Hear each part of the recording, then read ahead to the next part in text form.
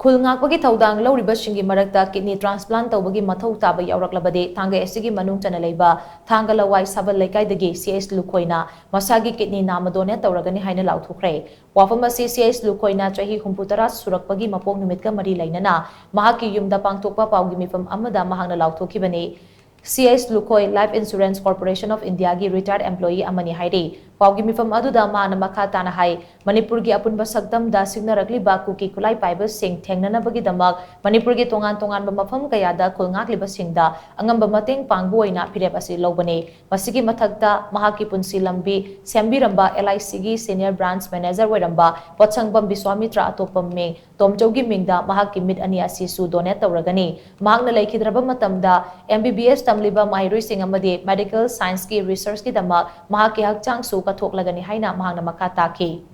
Thawramadugi sarugama oina CS Lukoina lekai adugi maira paibi singi matenga loinana paumi singda lengyan fi kudol tamduna ikai kumna bu utki amade khulngak liba sing tekta kaidaba oirasanu haina su punna thongni minaki